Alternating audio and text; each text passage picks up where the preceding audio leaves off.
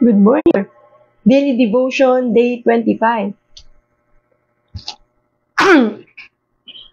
Magandang umaga po sa inyong lahat. Medyo makulimlim po ang umaga natin kasi alam natin yung smog, no? Yung volcanic smog na na-experience natin dahil sa Taal Volcano. Kaya naman po isasama natin yun sa ating panalangin ngayong umaga. Kumusta po kayo? Kumusta po ang inyong umaga? Nawa ay kayo ay nasa magandang kalagayan. Bagamat yung iba po sa atin ay mga bandang Luzon, doon po sa South Luzon ay nakaka-experience nitong smog na ito. Ganun pa man ay tayo po ay muling magtatanggap ng magandang mensahe mula sa ating Panginoon dito po sa ating daily devotion. So nasa 25th day na tayo nito. Naku, salamat Panginoon talaga sa pag-sustain ng strength at Lord, nawa patuloy itong magtuloy-tuloy araw-araw. So bago po tayo magpatuloy ay i-check natin yung ating sound. Ayan. Yung ating audio para sigurado. Okay. So again, good morning po sa inyong lahat. Nawa po ay maganda ang gising. So, smile naman dyan. Ngiti-ngiti naman tayo. At nagpapasalamat po ako muli sa Panginoon kasi ayan, okay na po yung ating pong paso. Hindi na siya ganun kahalata. O, diba? Galing talaga ng Panginoon. Napakabuti ng Diyos. Ganda po ng umaga natin. Ayan. Hallelujah. Salamat sa Diyos at okay po ang ating audio. Walang naging problema. Medyo natuyo akong aking lalamunan. Gawa ba ng smog? Kasi abot po hanggang dito yung niya. Kaya nga po makulimlim kasi talaga abot dito. To think na Bulacan na po ang aming area. Kaya yung pong mga nasa South Luzon ay ingat-ingat po tayo. Sabi nga po, mag-face mask. At kung wala naman pong gagawin sa labas, ay wag na munang lumabas. At bilang pag-iingat, ay magstay sa bahay. Lalo na po yung mga senior citizen, mga may sakit. Lalo na may sakit daw sa baga. At yung mga bata, buntis. Ayan. So, kahit nga po nasa bahay, kapag bumapasok po kasi siya, kaya isara ang bintana at pinto. At kung maaari, mag-face mask kahit sa loob ng bahay.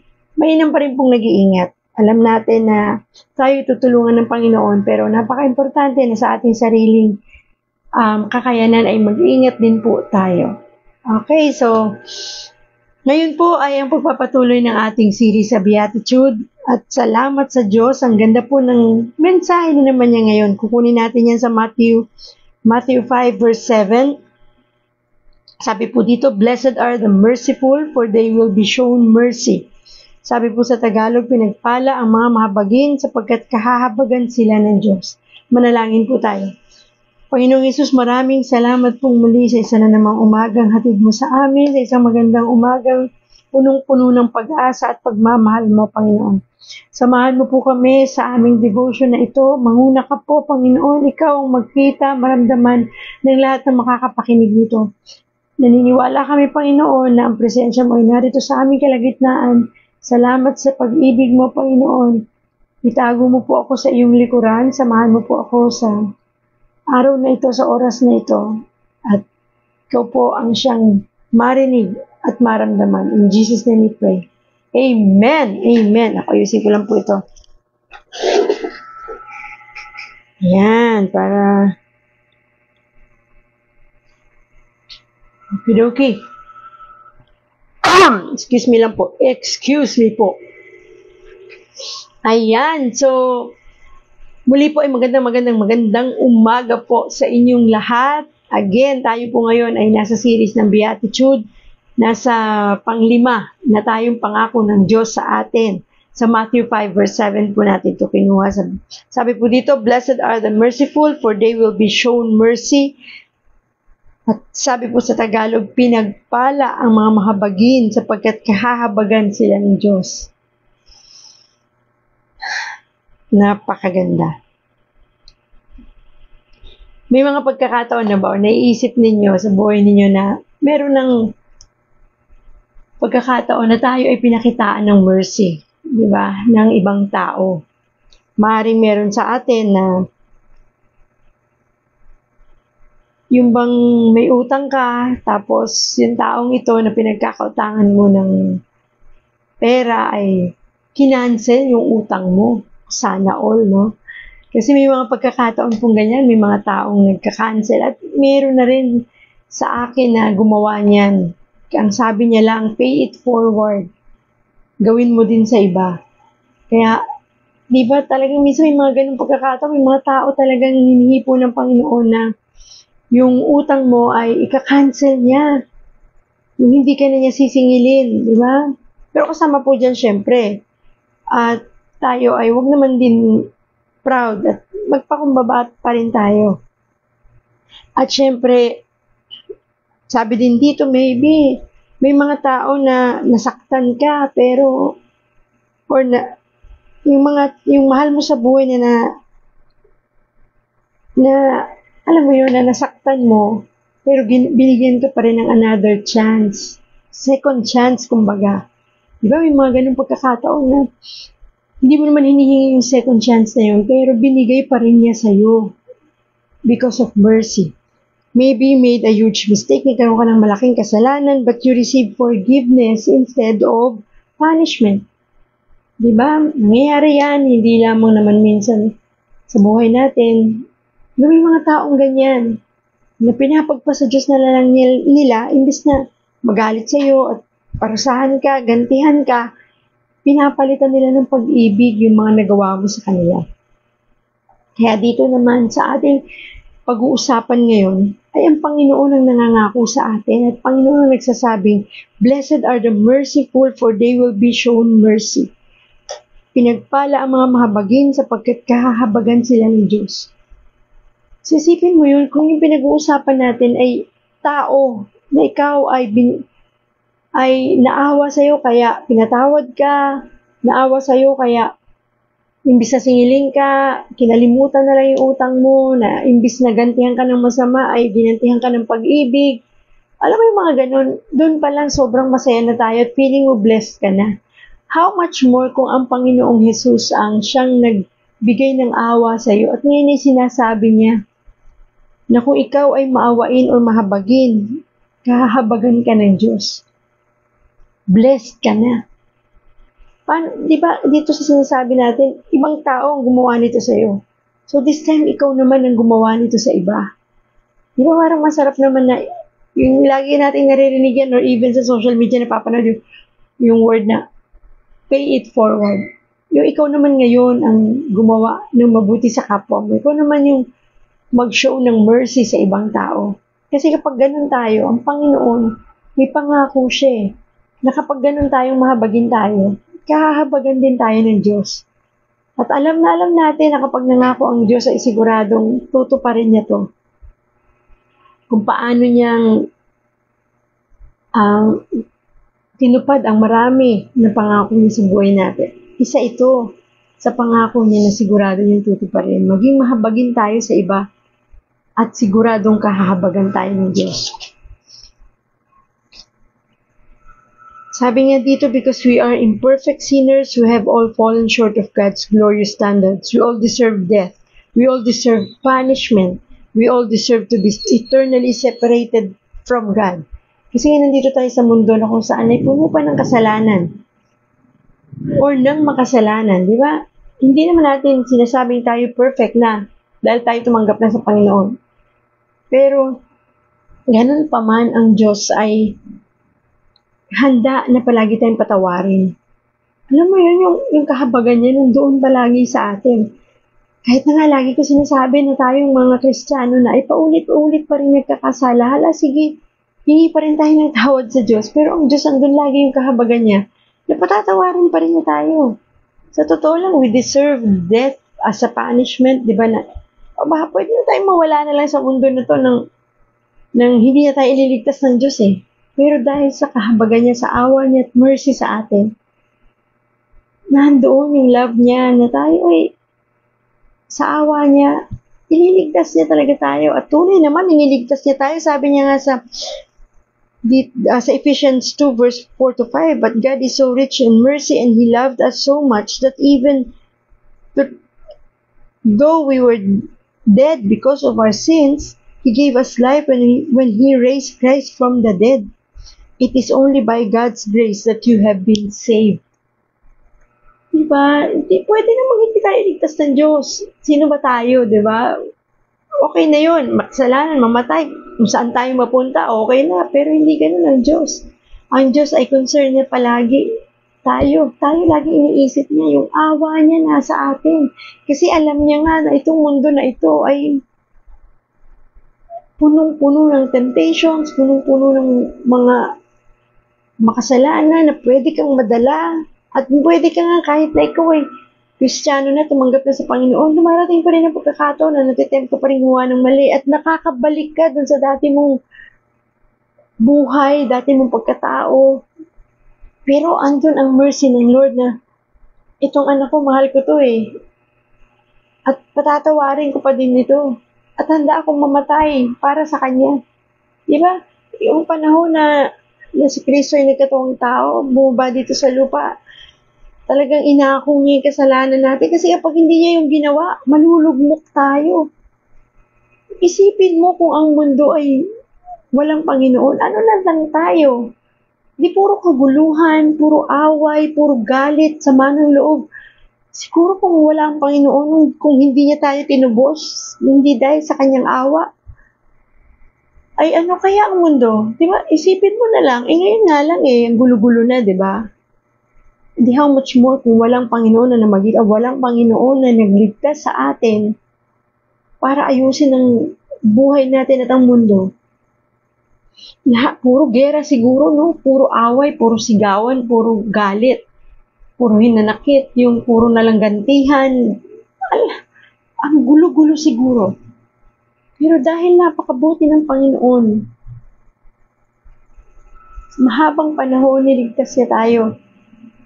At yung pagliligtas na yun ay hanggang ngayon nangyayari. Hindi titigil ang Panginoon dahil mahal niya tayo. Dahil hindi pa siya bumabalik.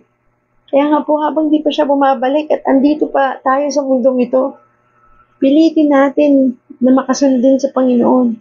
Hindi ko mo nandun yung awa, nandun naman ang awa ng Lord eh. Tutulungan ako niya, whatever happens na gumawa pa rin ako nito kasalanan, patatawarin pa rin ako ng Diyos.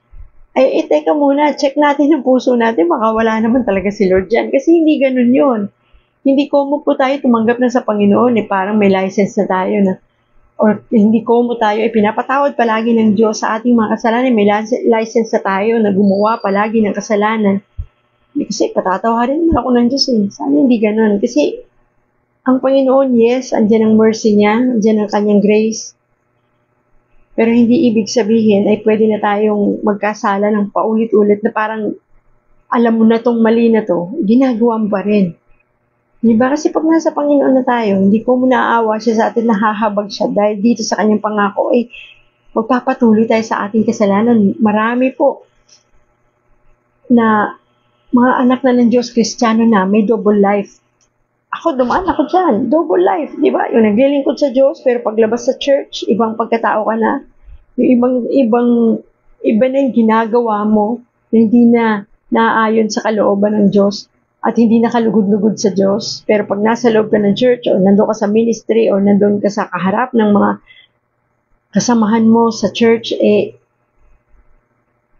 alam mo yun, yung ang bait-bait mo, si Lord ang bukang bibig mo, pero pagka wala ka doon at di ka na nila nakikita, iba na yung pag-uugali mo, iba na yung mga ginagawa mo. Kasi sinasabi, anyway, patatawarin naman ako ng Diyos. Ilang beses na ako pinatawad ng Diyos. Sana hindi po tayo ganun mag-isip kasi kailanman din natin pwedeng linlangin ng Panginoon, lokohin ng Diyos sa ganyang bagay. Nakikita niya po yan. At i-check natin ulit ang sarili natin kung medyo nagkakaganyan na tayo, medyo naliligaw tayo ulit kasi baka hindi na natin naririnig ang Holy Spirit na tayo ay kinakausap. O teka muna, mali yan. Kasi once wala ng conviction at parang malamig ka na sa Panginoon, back to basic, balik tayo sa Panginoon. Dasal tayo ulit parang baka mayroong kulang. Kasi baka yan yung maging dahilan para magsimula na naman kang mapalayo sa Panginoon. So, huwag nating iisipin na dahil mahabagin ng ating Diyos, sasamantalahin naman natin ito. Dahil ang Diyos naman talaga, sa kahit anong pagkakataon, hindi ka niya talaga bibiguin. Lumapit ka, humingi ka ng tawad, andyan ulit ang mercy niya, andyan ulit yung awa niya. Pero sana tayo ganun din, hindi lang tayo ang tingnan natin na kaawaan tayo ng Diyos. Kung hindi, sana marunong din tayo ng salitang awa sa ibang tao. Kaya nga sinabi niya dito, pinagpala ang mga mahabagin. Dapat magkaroon din tayo ng karakter na yun na gusto ng Panginoon na maging mahabagin din tayo sa ibang tao. Kung paanong naging mahabagin ang Diyos sa atin, sana ganun din tayo sa ibang tao. Kasi yun yung karakter dito sa mga promises na to. Ito yung mga pangako ng Diyos na gusto niyang mabago sa atin. Kasi sabi nga, we're not perfect at andito tayo sa battlefield, sa battleground na to ng mundo. Kaya naman, tinuturuan tayo ng Diyos na matuto tayo dito pa lang na maging mahabagin.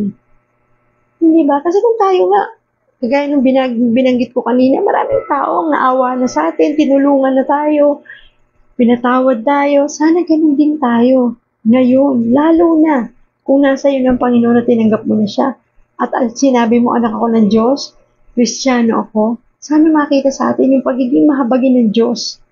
Kung paano mahabagin ng Diyos sa atin, ganun din sana tayo maging mahabagin sa ibang tao. Diba? Kasi, yun yung minsan, isa na naman sa nakakalimutan natin.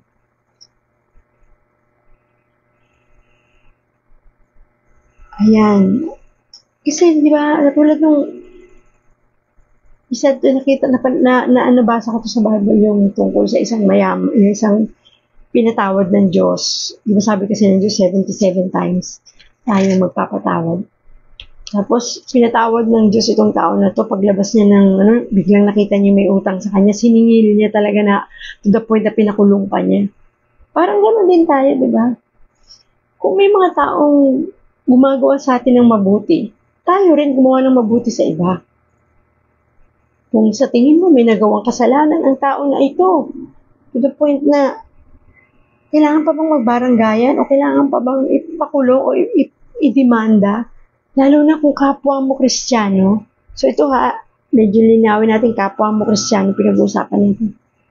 Kasamahan mo pa sa church, kamananampalataya mo. Hindi ba pwedeng pag-uusapan na lang muna ito at idulog natin sa mga leaders? Di ba sabi nga, kung hindi maayos sa pag-uusap, ay tumawag ng leader na siyang mamamagitan sa inyo. Kasi kung nasa atin ang Panginoon, yung awa ng Diyos, may papadama din natin yan sa iba. Anong kinakatakot mo kung itong taong to ay hindi makabayad sa iyo ng utang? Eh kung alam mo naman na talagang hindi pa niya kayang magbayad, huwag kang mag-alala. Hindi man yan makabayad, may Diyos na magbibigay sa iyo.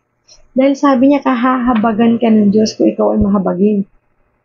Kesa yung pwersahin mo siya to the point na nag-away na kayo, nagsamaan ng loob, nagkagalit na ng dahil lamang sa pera. At syempre, ikaw rin naman, kung ikaw yung may utang, ay huwag naman tayo na nga yung may utang. Tayo pa yung may pride. Tayo pa yung proud. Matuto tayo magpakumbaba. Matuto tayong humingi ng maayos na salita at pasensya na kung talagang nandun ka sa sitwasyon na hindi mo kaya pang magbayad, magpakumbaba ka. At ngayon naman kung meron ikaw ay kayang kakayahan, edi kahit pa unti-unti. At kung talagang hindi kaya, matuto kang magpakumbaba. Huwag yung tayo pa ang nagmamalaki. Diba? So, maraming anggulo yung pinag-uusapan natin ngayon. Hindi ba? Huwag tayo yung tanggap ng mercy ng iba. Tayo yung matuto rin na magpakita ng mercy sa ibang tao. Jesus is passionate about justice and righteousness while simultaneously fervent about grace and mercy. That's why He paid the ultimate price for us so that we could truly live. That's why He conquered the grave to mercifully save our souls. That's why He sent His Spirit so that we could also show mercy. Sa totoo lang, hindi mo po talaga madali na magpakita o magbigay din ng awa sa iba. Or, kasi kasama ng awa yung humility, yung kababaang loob, yung kababaang loob at yung pagpapatawad at yung ano tawag dito, yung pag-ibig ng Diyos.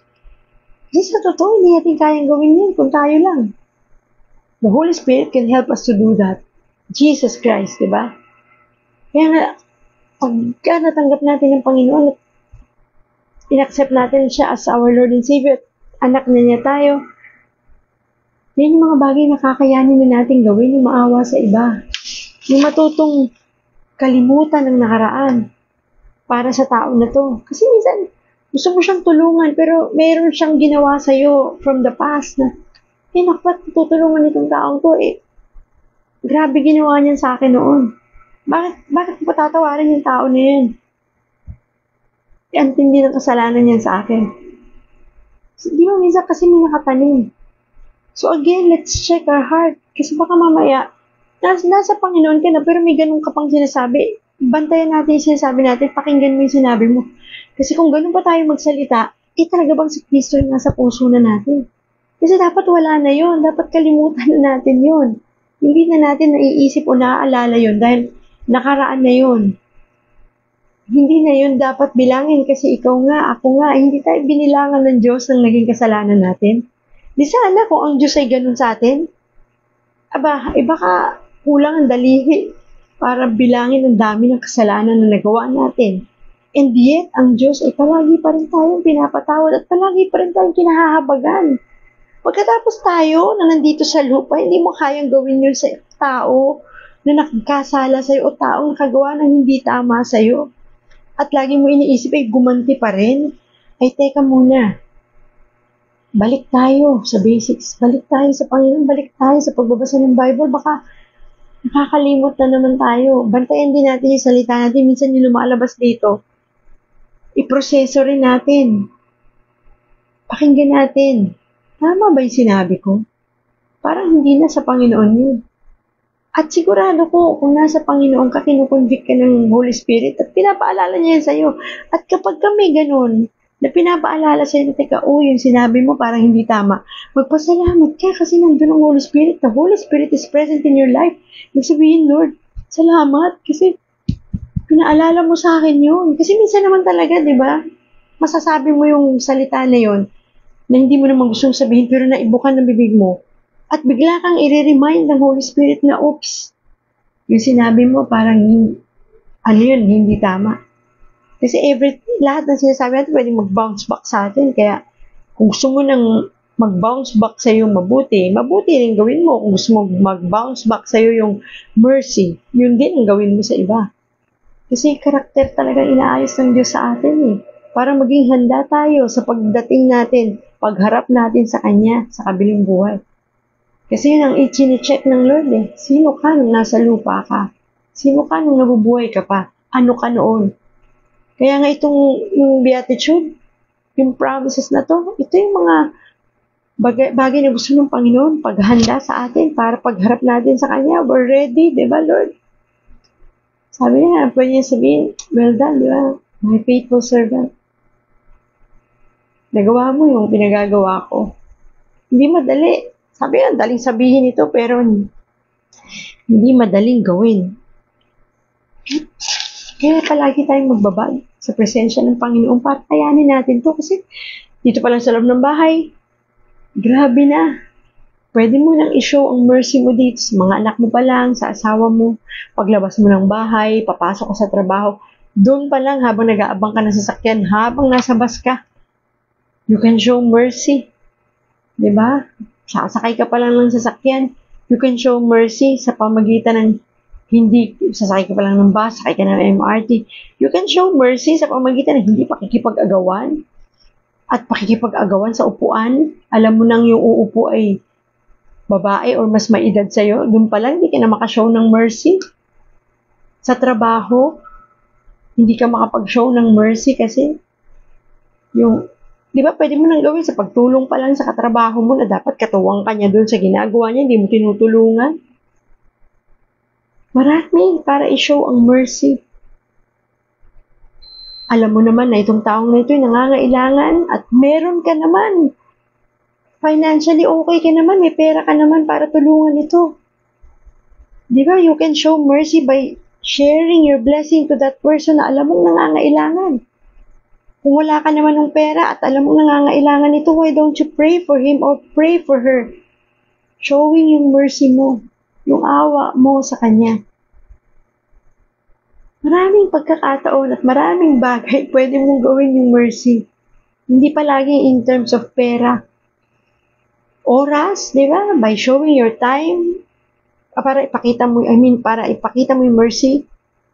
You can help through time, di ba? Pwede kang tumulong sa pamamagitan ng oras mo. Ang daming paraan at pagkakataon.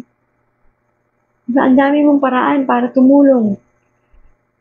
Yun lang, mapatawad mo siya. For example, nagkaroon siya ng kasalanan sa'yo o may nagawa siyang hindi mo ikinatuwa. Pero wala lang sa'yo, wala lang sa'yo, okay lang sa'yo yun. Kasi minsan sabihin natin, ako pagka hindi mo yan pinagsabihan ng ganito, pwede naman natin pagsabihan. Pero in a nice way. Yung pagsasalita na may pag-ibig ng Diyos. Kasi maraming paraan ng pagsasalita eh. Nakadepende pa yan sa tono. Kapag yung tono mo ay galit, talagang hindi maganda. Magagalit din siya. Pero kung yung tono mo ay malumanay, may pag-ibig ng Diyos, yun ang tunay na mercy, di ba? Kasi minsan ang tao ganun, ba't sasamantalahin kanya, ulit-ulitin niya sa'yo, huwag mo na isipin yun. Kasi tandaan mo, yung awa na ginawa mo sa kanya, ay may Diyos na magbibigay din ng awa sa'yo. Kaya nga sabi dito, di ba, pinagpala ang mga mahabagin sapagkat kahabagan sila ng Diyos. Kung ikaw ay naging mabuti sa tao na ito na hinaawaan mo, ang Diyos ay kahabagan ka rin. Wala kang dapat isipin doon. Ay naku, baka samantalahin yung ugali ko, ang bait ko sa kanya masyado. Hindi na. Kasi ang Diyos na po ang pagbibigay sa iyo ng kahabagan na kailangan mo. Hindi mo kailangan na sa sarili mo. Hindi na, si Lord na ang kikilos dyan. Alam ng Diyos yung ginawa mo. Nababasa niya puso mo, nababasa niya isip mo. Walang nalilihim sa Panginoon. Kapag iyong ginawa mo na yon, ako, ang kahabagan ng Diyos ay nasa iyo. Diba? Hindi po bulag ang Diyos. Hindi po siya kailanman ay walang lumampas sa kanyang mga mata. Lahat yan nakita niya. Lahat yan naramdaman niya because of the Holy Spirit na iniwan niya sa'yo. Di ba sabi ko sa'yo, may Holy Spirit tayo na intercessor natin. Kaya, gawin mo lang yung nais ipagawa ng Diyos na maging mahabagin tayo sa ibang tao. Okay. Pag-usapan natin yung grace and mercy kasi minsan pareho natin to. Magkaiba po yun. Kapag sinabing mercy, awa. Pag sinabing grace, biyaya. Diba? Parang ganun yung pagkatagalog. Pero ang sabi po dito, tinanong natin si Google. Ito matalino to si Google eh. Sabi niya dito, ayan. In the dictionary, grace is defined as courteous goodwill, meaning it's not asked for nor deserved, but it is freely given. Mercy, on the other hand, is the compassion and kindness shown to someone whom it is in one's power to punish or harm. It is an act when meant to relieve someone of their suffering. Diba, ang laki ng pagkakaiba. Yung grace, ibinibigay mo ito o binibigay ito ng Diyos sa atin ng kahit na walang kadahilanan. Diba? Kahit hindi mo deserve. Parang nagbigay ka ng regalo sa taong to. Hindi niya naman deserve, pero binigay mo to sa kanya. Yun yung grace. Ganon din ang Panginoon. Maraming pagkakataon sa buhay natin, binibigyan tayo ng grace ng Lord na hindi naman natin deserve, katulad ng pagpapatawad niya sa ating mga kasalanan. Hindi natin deserve, pero binigay niya sa atin. That's a gift. Ganon din tayo sa iba. Pag sinabing mercy, ito yung may kasamang compassion. May kasamang kindness, gentleness. Na alam mong makakatulong sa tao na ito na marirelieve siya. Diba? Ganon din sila, diba? Kaya nga tayo narirelieve tayo eh. Pag nakita natin yung kahabagan ng Diyos nasa atin, nagkakaroon tayong kapayapaan. Ganon din sa ibang tao. Sipin mo kung yung tao na to, may ginawang masama sa'yo, may ginawang mali sa'yo, tapos basta mo lang siya pinatawad. Wow, what a relief, diba? Ngayon, kung sabi mo, yung tao na yun, kahit pinatawad ko na yun, okay lang. Huwag mo na siyang tingnan. Tingnan mo ang Panginoon. Kasi lagi mong tatanda, sa lahat ng ginagawa mo, nakabantay ang Diyos. At ang Diyos ang magbibigay sa'yo. Kaya nga magka similar itong grace and mercy. Kasi pag binigyan ka pag ikaw ay marunong kang bigay ng mercy sa iba o ng kahabagan sa ibang tao, ang Diyos ay bibigyan ka rin ng kahabagan. And aside from that, yung grace niya nasa iyo rin. Diba? Ganun kabuti ang Panginoon sa buhay natin. Ganun kabuti ang Diyos dahil mahal na mahal na tayo. Pakaganda nitong topic na ito na binigay ng Diyos sa atin. Sabi din dito, to be clear, grace and mercy, while similar, pero hindi pareho. Grace is getting what you don't deserve, yun yung pinag-uusapan natin kanina, while mercy is not getting what you do deserve. Kaya maging mahabagin tayo sa ating kapwa. Aside from being grace, aside na magkaroon bigyan natin yung grace natin sa iba din. Kasi di ba, bibigyan naman tayo sa iba even though they don't deserve it. Binibigay natin. Kasi, ganun ang Panginoon sa atin. Ang gusto ng Diyos, kaya nga sabi niya, be Christ-like, di ba? Gusto ng Diyos na maging katulad natin siya sa pagdating sa karakter. Yung attitude ng Diyos, gusto niya maging attitude natin. Hindi madali. Pero kakayanin. Basta nandun yung desire mo na makasunod sa Panginoon, sa kanyang kalooban, na maging mabuting tao tayo, inside and out. Hindi lang sa labas, kung hindi sa loob natin. Kasi kung ano yung nasa loob, siyang magmamanifest, siyang lalabas. Na hindi mo sinasadya. Nakikita na yun sa aura mo, nakikita sa kilos mo, sa pananalita. Diba yun ang gusto ng Diyos sa atin? Maayos yung karakter. And while it's easier said than done, His people are called to be merciful. Even when someone has wronged you, ito yung sinasabi natin kanina, yes, even when they don't deserve your kindness, kahit parang hindi naman deserving tong taong to ng kabutihan ko, still, pakita mo yung kabutihan mo sa kanya. Padama mo yung sino ka bilang anak ng Diyos. Nakikita man o hindi nakikita ng ibang tao yan. Alam mo yung hindi naman kailangan ginagawa mo to para pakita sa ibang tao. Hindi, ginagawa mo to kasi ito yung gustong ipagawa ng Diyos sa atin. Isa to sa mga iniutos ng Diyos. Kaya nga, malinaw, di ba? Yung pagsunod sa Diyos ay hindi lamang yan yung pagsunod sa Diyos na ikaw ay naglilingkod sa church, na ikaw ay nasa loob ng ministry. Dapat yung karakter mo ayos. Tama yun, naglilingkod tayo sa church, naglilingkod tayo sa ministry, nasa ministry tayo, nasa D-group tayo, nasa Bible study group tayo.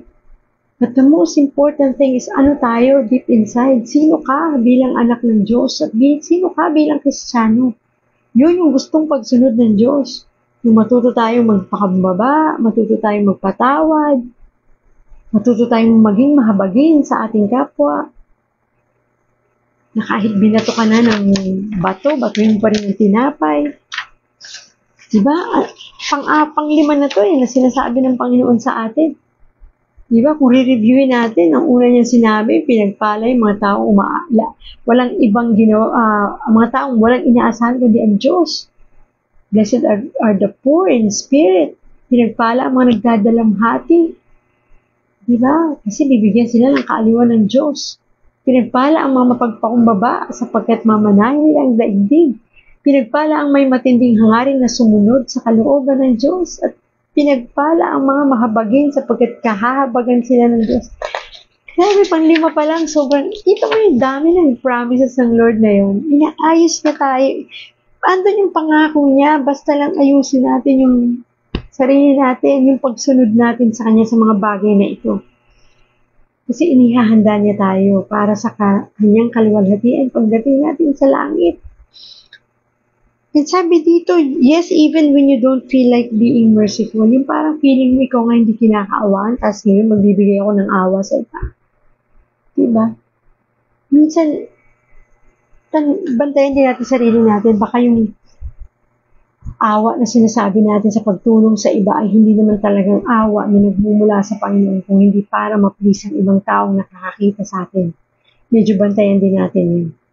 Minsan kasi baka ginagawa natin ito para lamang maipakita sa iba na ako maawain ako. Iba yun. Bantayan natin ang puso natin. Ito ba'y ginagawa natin para sa pagsunod sa Panginoon o para maging sikat ako kasi itong taon tumawain ito. Lahat na lang tutulungan yan. Hindi natin isipin ang sasabihin ng ibang tao. Maaaring may mga taong judgmental tungkol sa ginagawa natin. Pero ang sinasabi ko dito, ikaw sa sarili mo, bantayan mo ang sarili mo na para hindi ka ma-deceive ng kaaway, na ang tunay na pagtulong o tunay na paggawa ng kabutihan at tunay na awa na ipakita sa ibang tao ay lagi nating tatandaan na ito'y galing sa Panginoon. Na palaging ito ay gagawin natin dahil ito ang ginagawa ng Diyos sa atin. Walang yabang, walang kahit na ano na mangyayaring mawawala si Lord sa eksena. Kasi marami ang ganyan na hindi na ang Diyos ang nag-glorify dahil sa nangyayari. Kung hindi yung tao na. At minsan gano'n na rin tayo sa puso natin. Parang masaya ka na dahil sikat ka na, nakilala ka dahil sa awa na meron ka. Pero sana bantayan natin. This is all for the glory of God. Gusto natin ang Panginoon ang mapapurihan sa lahat ng ginagawa natin. Na ang Diyos ang makita sa lahat ng ginagawa natin. Diba? Buti ng Diyos, no? Hallelujah. Jesus has shown us mercy and now we can offer it to others. Paano nga ba natin ito mapapakita sa ibang tao kung paano tayo magiging mahabagin sa kanila? Pwedeng I can be more patient with someone. Ako na naman yung sapul dyan.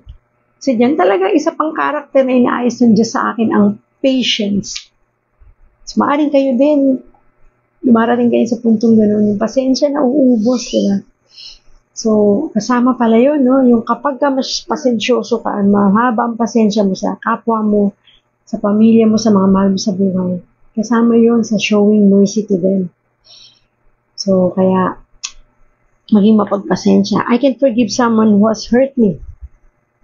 Pag-usapan na natin yan kanina, yung ating awa, yung para sa mga taong nakasapanakit sa atin. I can show compassion to someone having a heart. Kaya po, tayo po ay gawin natin ito para sa ating kapwa. Hindi para sa ating sarili, kundi para sa Diyos. Dahil ito ay isang paraan ng pagsunod sa kanyang mga nais ipagawa sa atin. Inihahanda niya na tayo. Kasi alam natin, di ba, kung saan tayo pupunta pag tayo kinuha niya. Ang pinaka-importante, kung hindi ka pa handa at wala ka pa doon, ito ng pagkakataon para bigyan mo si Lord ng pagkakataon makapasok sa puso mo. Kasi, di ba, hindi natin kaya talagang maging merciful, maging maawain sa kapwa kung wala ang Panginoon sa puso natin, kung hindi nakakakilos ang Holy Spirit, kung hindi tayo filled ng Holy Spirit, hindi tayo matututo, hindi natin kayang maging merciful sa ibang tao. Tanging Diyos ang makakapagbigay nito at makakagawa nito para sa atin. Hindi po madali. Lalo't hindi natin kaya kung tayo lang. Pero kapag nasa atin ang Panginoon, malaya siya nakakakilos sa atin, magugulat ka. Aba, kaya ko nang magpatawad? Aba, kaya ko nang baliwalain lang ginawa nitong taong ito sa akin kahit napakasakit? Kaya kong kalimutan ng ganun-ganun lang? Kapag nasa Panginoon tayo, kaya natin yun. Kaya nating i-switch agad na ngayon galit ka, mamaya biglang masiswitch na wala na agad yung galit. Okay ka na ulit dito sa tao na to. Diba? Hindi ka magtatanim ng sama ng loob. Kasi ganun ang Diyos. Kaya niyang baguhin ang ating pagkatao kapag nandito siya sa puso natin. Kaya naman, lumapit tayo sa Diyos, panalangin natin yan, hingi natin ng tawad yan, at hingi natin ng tulong na kayanin natin na maging mabuti sa kapwa, maging mahabagin, at tulungan tayo.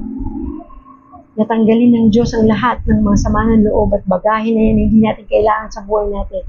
Nang sa ganun ay malaya makakilos ang Diyos sa buhay. Manalangin po tayo. Panginoong Hesus, maraming salamat po sa umagang ito. Sa mensahe mo ng kahabagan, Panginoon. Maraming salamat, O Diyos, sa mga itinuro mo ngayon sa amin, na matuto kaming maging mahabagin sa aming kapwa. Na matuto kami, Panginoon, na Ikaw ang maramdaman sa lahat ng oras at Ikaw, Lord, ang makakilos sa aming buhay. Patawarin mo kami, Panginoon, sa aming mga kasalanan. Hayaan mo, O Diyos, na Ikaw ang makakilos sa aming buhay. Ikaw, Panginoon, ang siyang maghari sa aming mga buhay. At Ikaw ang siyang makita ng mga tao sa aming mga paligid, Panginoon. Sa lahat ng mga taong nakakahalubilo namin, O Diyos, Ikaw ang makita at maramdaman nila. Sapagkat nananahan ka sa aming puso at sa aming isip. Panginoon, pakalakasin mo kami, bigyan mo kami ng kalakasan, kalusugan, ilayo sa anumang karamdaman at doon naman, Panginoon, sa may mga kasakit. Pagalingin mo po sila, Panginoon, anuman ang karamdaman kanilang pinagdaraanan, pagalingin mo po sila, Panginoon. Kung ito man ay stroke, sakit sa puso, sakit sa baga, sakit sa kidneys, Panginoon. I know, Lord Jesus, that you are a miracle healing God. Lahat ay kaya mong gawin, Panginoon. Ganun din, O Diyos, ang mga taong nasa bandang South Luzon, Lord, na malapit sa Taal Volcano, Panginoon, na nakakaranas ngayon itong volcanic smog. We know, Lord, and we believe, Father God, na lahat ng ito'y may dahilan kung bakit nangyayari. Ganun pa man kami humihingi ng tulong sa iyo, Lord, na gabayan, ingatan, proteksyonan mong lahat ng mga tao na maapektuhan ito. Loob at labas man po ng lugar na ito, Panginoon, ay tulungan mo, O Diyos, na ilayo sa karamdaman, panatilihing ligtas, Panginoon, ingatan at nawa, makita nila ang presensya mo sa mga pangyayaring ito. At makita nila, O Diyos, na walang ibang magbibigay ng solusyon sa mga problema kundi Ikaw. Na Ikaw pa rin at Ikaw, Panginoon, at wala nang iba ang makakatulong sa amin para mapagtagumpayan ang lahat ng pagsubok o bagyo o anumang problema sa aming mga buhay. Maraming salamat po, Lord. Continue to bless us, continue to protect us, Lord. Tinataas ko po sa inyo lahat ng pamilya, ng mga taong nanonood ngayon, Panginoon. Touch their hearts, Lord. Patuloy mo kaming kausapin, patuloy mo po kami gabayan. Patuloy kami makalapit sa iyo at patuloy na makasunod sa iyong kalooban. Maraming salamat, Lord Jesus. We thank you for your love. Protect us, Lord, God, sa buong maghapon. Samahan mo kami sa bawat oras ng sandali na aming buhay. We worship you, we honor you, we give you glory. In Jesus' name we pray. Amen. Hallelujah. Maraming salamat po. Ayan. Thank you po. Ayan, thank you, Ma'am Zell, sa iyong panonood. Good morning, Ate Ma'am. Good morning po sa iyo. And again, kayo po inimbitahan ko na to follow our Facebook page, God Loves You Movement, and join po kayo sa God Loves You Movement Facebook group para po sa mga susunod na araw ay posible na tayo or buwan na posible na tayo magkaroon ng Bible study din. And syempre po, ito pong ating daily devotion. Samahan po ninyo ako sa araw-araw, 6:30 a.m. Maliit naman ng konti, pero konti lang. At sana po ay samahan po ninyo kami sa project nitong pong ating God Loves You Movement na gift giving this coming December, and also yung project natin na One Family, One Bible project. At kung may Bible kayo sa bahay na extra or gusto nyo mag-donate, pwede nyo pong gawin yan. Pwede in kind, in cash, or in True Stars para po makabahagi kayo sa ating pong project na ito this coming December. Sa awa at tulong at grace ng Lord, matupad natin ito. At para po marami ang mabless, si evangelism na rin po mangyayari din sa ating gift giving. Ano pa ba? Sama nyo na, i-subscribe nyo rin po kami sa ating YouTube channel. Kasi nandun na rin po, yung ating devotion, ina-upload na natin doon. Kaya, pwede niyo po kasi mapanood dito ng replay. At sana po ay makasama namin kayo palagi. Sama niyo rin po ako palagi sa inyong panalangin na masustain natin itong ating pong daily devotion at yung kalakasan and complete healing from the Lord para po sa ating kondisyon. So, pagpalain po kayo ng Diyos at nawa ay lagi kayong samahan ng Diyos sa inyong pang-araw-araw na buhay. Lagi mo tandaan, lagi pa nating tandaan, God loves you. Mahal na mahal na mahal ka ng Panginoon. Maraming salamat po and God bless everyone. See you again tomorrow, 6:30 a.m. Bye! God bless!